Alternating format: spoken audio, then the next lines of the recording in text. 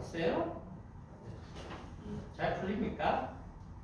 직선 운동이면 그냥 우리가 식에 넣어가지고 계산하는 거니까 간단하게 될 거예요. 그리고 그 예제 첫 번째 예제에서는 크기는 여러분들이 잘 구했을 거고 방향을 어떤 식으로 표현했습니까? 방향 표시에 대한 게 뭔가 있나요? 이게 직선이라고 해서 무조건 오른쪽 왼쪽으로만 판단할 수는 없는 이런 문제에서는 그냥 운동 방향으로 이렇게 방향성을 제시해 주시면 됩니다. 알겠죠? 그 다음에 예제 두 번째에 있는 것도 지금 직선 운동이죠. 그죠? 직선 운동이기 때문에 여러분들이 그 크기를 구하는 거는 간단하게 구했을 것이고 크기를 구하면 이제 마이너스 4가 나올 텐데 마이너스 4란 의미가 뭡니까? 답에다가 마이너스 4 이렇게 하면 정답 될까요? 아니죠. 이 마이너스는 내가 임의로 붙인 거죠. 이쪽을 플러스로 잡으면 반대쪽이 마이너스가 된다. 이런 뜻이기 때문에 이쪽이 서쪽이고 이쪽이 동쪽이면 예를 들어서 서쪽 방향이 되는 것이고 그렇기 때문에 문제에서 표시되어 있는 방향성을 반드시 표현해 줘야 된다. 알겠습니까? 그래서 여기서는 동쪽 방향을 얘기를 했기 때문에 동서로 움직이는 걸 얘기했기 때문에 서쪽 방향으로 크기를 제시해 주시면 돼요. 알겠죠? 그 다음에 뒤로 한번 가봅시다. 자, 크기 보시면 이제 60페이지 보시면 곡선 운동에서의 가속도 되어 있는데 이거 아까 얘기했던 겁니다. 우리 여기 이거죠. 그죠? 그래서 곡선이냐 아니면 직선이냐 이거에 따라서 여러분들이 계산값이 예를 들면 뭐 우리가 2 더하기 5는 7이지만 벡터에서는 2 더하기 5가 4가 될 수도 있죠. 각도에 따라서. 그죠? 그렇기 때문에 평면상이 되면 그 크기를 정확하게 구할 수 있어야 되겠습니다. 물론 그 크기를 필요로 할 때는 각도라든지 그런 크기를 구할 수 있는 물리량을 반드시 문제에서 주겠죠. 그죠? 자, 그리고 그 아래쪽에 보시면 호도그래프라고 되어 있는 용어가 있을 겁니다. 호도그래프라는 표현보다는 요즘은 이제 그냥 속도 그림 뭐 이런 식으로 표현을 많이 합니다. 뭐냐? 요겁니다. 요거.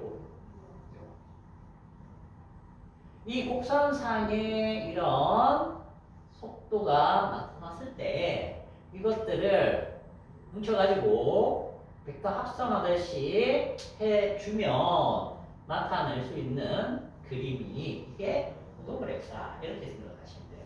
지금 여기에서는 두 개만 가지고 얘기했지만 계속적으로 이게 변화를 한다라고 하면 그게 맞춰서 여러 개를 그릴 수 있다는 거죠. 여러 개를. V1, V2, V3, V4 이런 식으로 다 붙여가지고 다 붙여서 이렇게 표현했을 때 자, 요게 무엇이 되느냐? 이 각각이 이게 전부 다 가속도가 되는 거예요. 가속도. 근데 이 화살표의 크기가 전부 다 같으면 가속도의 크기가 같게 되는 거예요. 알겠어요? 가속도의 크기가 같으니까 무슨 운동이 된다? 등가속도 운동 이렇게 되는 거예요. 대표적으로 뭐 아래쪽 쭉 떨어지는 거 자유낙하 운동. 그렇죠. 그런 식으로 되는 거예요. 자유낙하 운동에서 여기서 예를 들어서 뭐 요거는 아니지만 요거는 이제 보통 물체 운동 우리가 포물선 운동이죠. 요걸 예를 들면 이렇게 됐을 때 포물선 운동. 여기에서 던진 거 여기 뭐 이런 식으로 됐을 때 합성을 하면 요 이런 식으로 나올 수 있다. 그렇죠?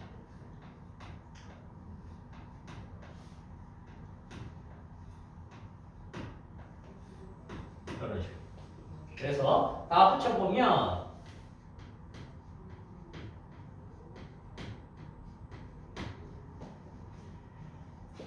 이 가속도 값은 전부 다 뭐가 될까요? 이 포물선 운동에서 전부 다 G 값이 됩니다. 왜? 이 던지면 어떻게 돼요? 힘 받는 방향은 전부 다 아래 방향이거든. 그죠? 그래서 가속도 방향이 전부 다 아래로 나타나고 어디가 제일 빠릅니까? 속도가 처음과 끝부분이 제일 빠르죠. 그죠? 여기 보세요. 처음과 끝이 가장 길죠. 그죠? 어디가 속도가 제일 적죠? 최고점. 이런 식으로 볼 수 있다는 거예요. 그래서 한눈에 쉽게 알아볼 수 있기 때문에 이 속도 그림을 잘 그린다는 것은 평면상에서의 운동을 제대로 파악할 수 있다는 뜻이에요. 알겠습니까? 그래서 이걸 연습을 좀 많이 하셔야 된다. 속도 그림 그려서 붙이는 거. 됐나요?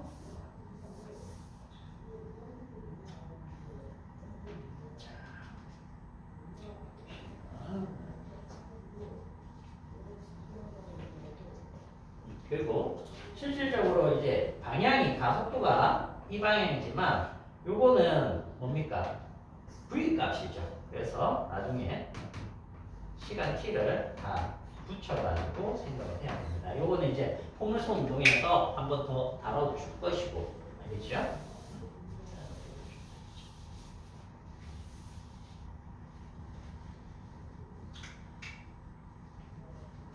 그리고 여기에서도 마찬가지입니다. 여기 A라고 되어 있지만 실제로 AT입니다. 왜? 이걸 나눠줘야 된다는 겁니다. 알겠어요? 그래서 만약에 선생님이 이렇게 적어놓으면 사실 틀린 거예요. 알겠죠? 델타 V 값이라고 해야 돼요. 델타 V. 이것도 마찬가지죠?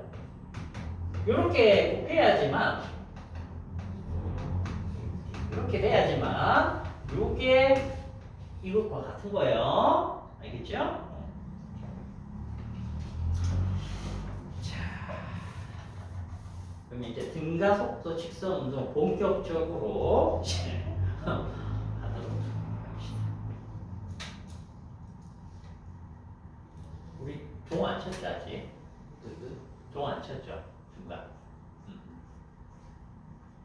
몇 시지?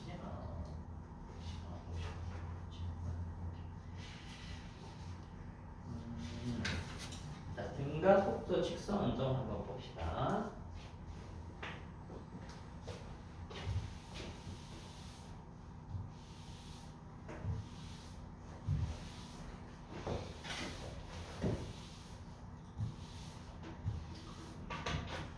자, 등가속도 직선 운동하면 일단 힘을 일정하게 보고 우리가 얘기를 하는 거니까. 자, 먼저 그래프 다시 한번 볼게요. 그래프. 자, 그래프는 총 세 가지를 여러분들이 고민을 하시면 되겠습니다.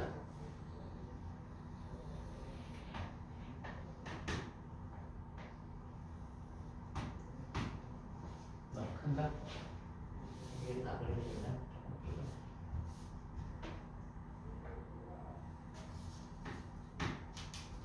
자, 변이 시간 그래프. 이 변이라고 안 하고 이렇게 보통 합니다. 위치 시간 그래프. 이동거리 시간 그래프를 잘 안 쓰는 이유는 알죠, 이제?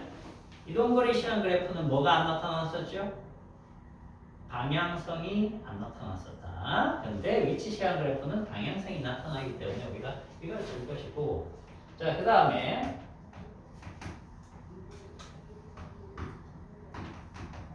속도 시간 그래프.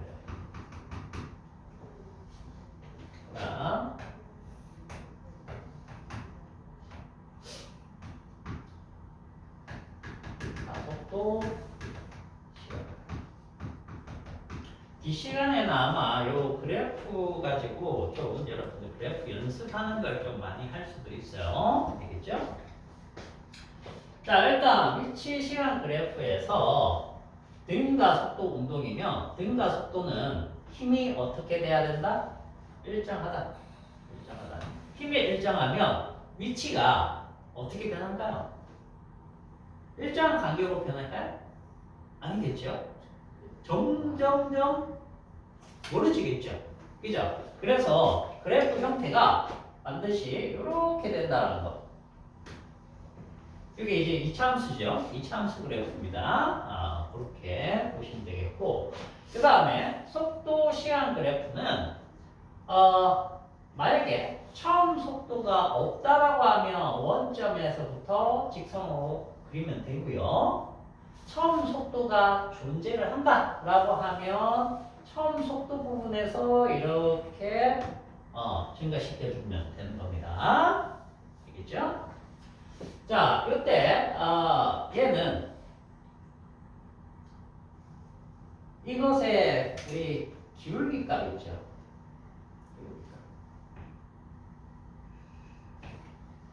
자, 이 기울기가 의미하는 게 뭐였죠?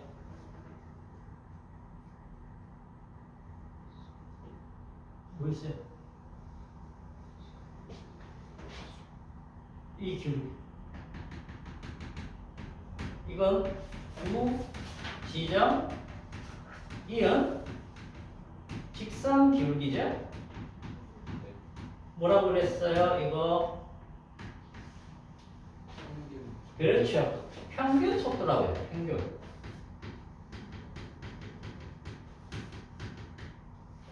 평균 속도를 갖다가 얘기를 하는 겁니다. 그죠? 그러면 이 평균 속도를 갖다가 표시를 하면 여기에서 평균 속도가 변하는 것들을 표현을 해줄 수 있다는 게 되겠죠? 그죠? 그래서 자, 이 평균 속도가 이렇게 나왔을 때 한 점에 대한 이 접선의 기울기 있죠? 이 접선의 기울기가 의미하는 건 뭐라? 순간 속도, 접선 기울기, 순간 속도이기 때문에 이 순간 속도를 얼마나 이렇게 변화를 하느냐, 그 값이 여기 속도에서 나타날 거예요. 그걸 찍어주면 여기에서는 이제 만약에 이게 등가속도 직선 운동이면 이 접선 기울기가 증가하는 정도가 시간에 따라서 일정한 값으로 이렇게 커질 테니까 그 일정한 값들을 다 찍어주니까 직선 기울기를 이렇게 증가를 하는 겁니다. 그죠? 자, 그러면은 여기에서는 두 지점을 이은 직선의 기울기가 뭐가 되죠? 평균 가속도라고 그랬잖아. 근데 자, 접선 기울기랑 두 지점을 이은 직선 기울기랑 어때요? 얘는 같기 때문에 항상 등가속도 운동에서는 평균 가속도와 순간 가속도가 같구나. 일단 이렇게 생각을 하시면 되겠어요. 됐어요? 자, 그리고 그러면 일단 여기에서는 중요한 것은 기울기 값이 무엇을 의미한다? 속도를 의미하는구나. 됐죠? 자, 그 다음에 여기에서는 여기 이제 V0라고 해볼게요.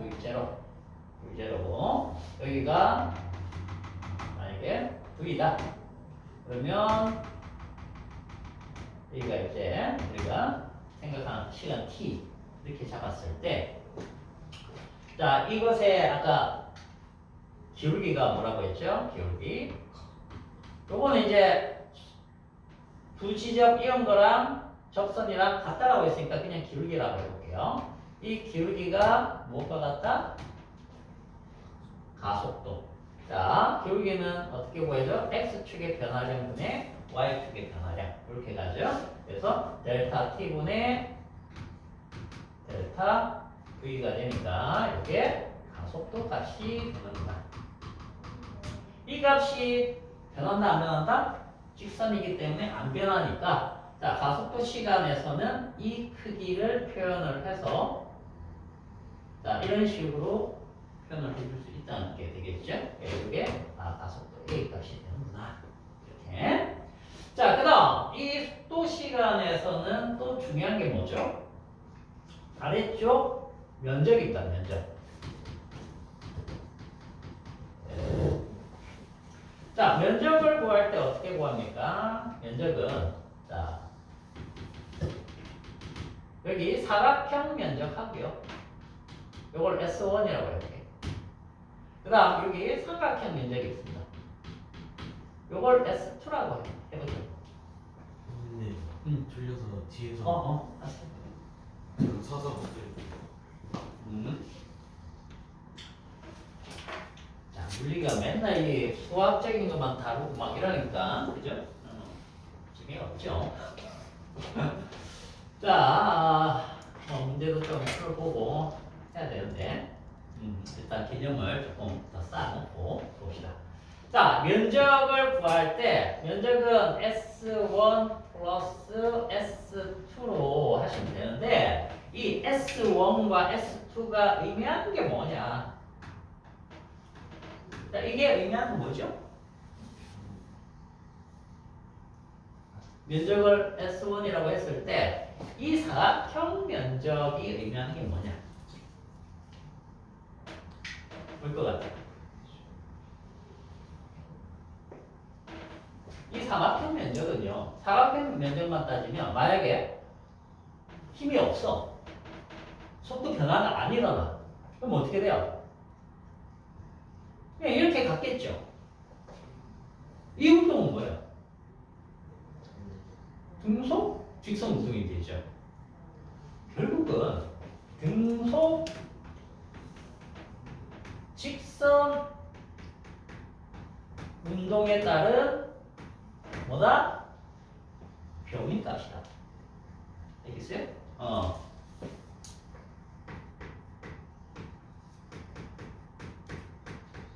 직선 운동의 방향이 안 바뀌면 이제 변이랑 이동거리 값이 같으니까 이동거리다 이렇게 생각하셔도 되는 거죠.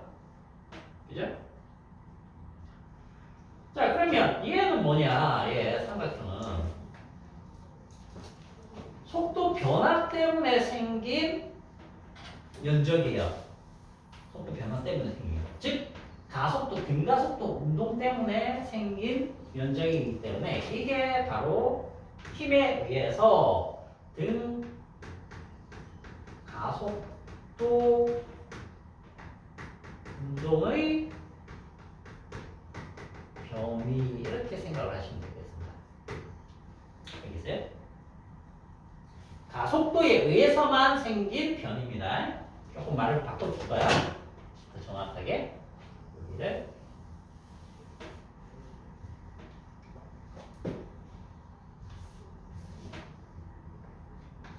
가속도 운동에 의해서만 생긴 변화. 이렇게 생각하시면 돼요. 그래서 전체 등가속도 운동에 의한 변이를 물어보면 이 삼각형과 사각형을 합친 값이 되겠죠. 그죠? 사다리꼴 모양의 넓이를 위에 두시면 돼요. 그러면 어떻게 구할 것이냐? 자, 구하는 거 한번 볼게요. 요거 칠까 이제.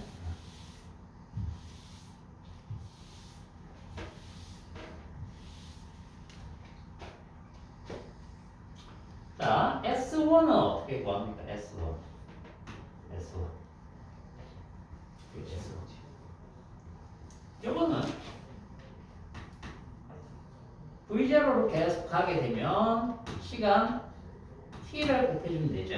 그죠? 자, 이게 이제 벡터량이고 얘가 벡터량입니다. 그죠? 이건 우리 등속 직선 운동에서 나왔던 식입니다. 속도 식이나 마찬가지죠. 속도는 시간분의 거리. 자, 그 다음에 요 삼각형 면적을 한번 보죠. 삼각형. 삼각형은 자, 이렇게 돼 있습니다, 지금. 여기가 이제 V0죠. 그죠? 요 지점이 이제 V0고, 요 지점이 V가 되는 겁니다. 자, 이렇게 벡터리합니다. 자, 그러면 요 높이 있죠? 요 높이하고 여기 밑변의 길이 요걸 이제 곱해 주시면 되겠죠? 2분의 1 곱하기 1 곱하기 1. 자, 얘가 뭐죠? 얘가 시간 t입니다. 그 다음 얘가 뭐죠? V에서 V0를 뺀 값이죠. 그러면 이게 뭐가 된다? AT가 된다. 알겠죠? 자, 조금 있다가 그러면 좀 쉬다가